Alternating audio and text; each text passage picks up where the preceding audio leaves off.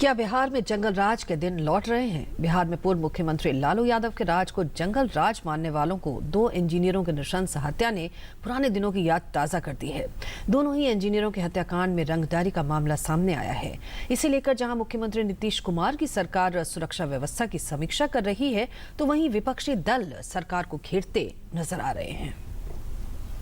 शनिवार 26 दिसंबर दरभंगा में कंस्ट्रक्शन का जायजा ले रहे 2 इंजीनियरों की ताबड़तोड़ गोली मारकर हत्या। रविवार 27 दिसंबर सीतामढ़ी में एक डॉक्टर के घर पर बदमाशों ने की गोलीबारी। दोनों ही मामलों में रंगदारी का मसला। क्या बिहार एक बार फिर रंगदारी और फिरौती की राह पर चल निकला है? दोनों ही घटनाओं से बिहार सरकार सकते में आ गई और नीतीश कुमार के लिए इस तरह की घटनाएं बड़ी चुनौती से कम नहीं। यही कारण है कि इन दोनों ही घटनाओं पर मुख्यमंत्री नीतीश कुमार ने पटना में उच्च अधिकारियों के साथ बैठक की। वहीं राज्य के आला पुलिस अधिकारियों का कहना है कि इस तरह का संगठित अपराध राज्य के लिए बड़ी चुनौती है। साथ ही कंस्ट्रक्शन कंपनियों को अपनी सुरक्षा की समीक्षा के लिए कहा गया है।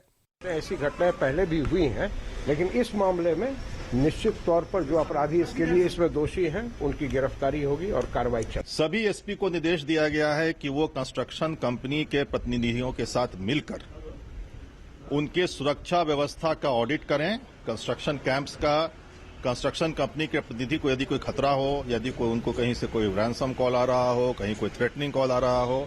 वहीं राज्य के विपक्षी दलों ने सरकार पर असफलता का आरोप लगाते हुए कहा कि आरजेडी जेडीयू सरकार में उन्हें जिस जंगल राज का डर था वो शुरू हो गया है। चिंताजनक बात है और जिस बात का डर सभी को सता रहा था वही होने लगा है। हमें खुशी होती कि जो डर पहले से लोग महसूस कर रहे थे वैसा नहीं होता और बिहार में अपराध के ग्राफ में वृद्धि नहीं होती, तो हम भी सुकून से बैठते। लॉ एंड ऑर्डर की स्थिति जो जिस दिन से इन लोगों का गठबंधन हुआ उसी दिन से बिहार में डिटेरिएशन होने लगा। हम लोग चुनाव के दरमियान भी कहते थे कि गठबंधन की सरकार अगर भूलवश भी आ गई तो वो क्या कहते हैं उसको, कौन राज, जंगल राज क्या यहाँ पर पुनरावृत्ति हो जाएगी। सत्ता में बैठी जेडीयू ने घटना की निंदा की है और कहा कि विपक्ष इस पर राजनीति कर रहा है। मैं निंदा करता हूं ऐसी ओछी राजनीति की, जो एक तरह से इंतजार कर रही है कि बिहार में कुछ हो जिससे उनको सबूत ये मिले कहने के लिए कि बिहार में जंगल राज आ गया है।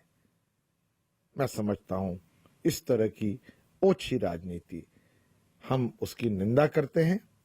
और मैं ये एक बार फिर से दोहराना चाहता हूं कि जब तक नीतीश कुमार जी मुख्यमंत्री हैं, महागठबंधन की सरकार में कानून के साथ कोई समझौता नहीं रहेगा।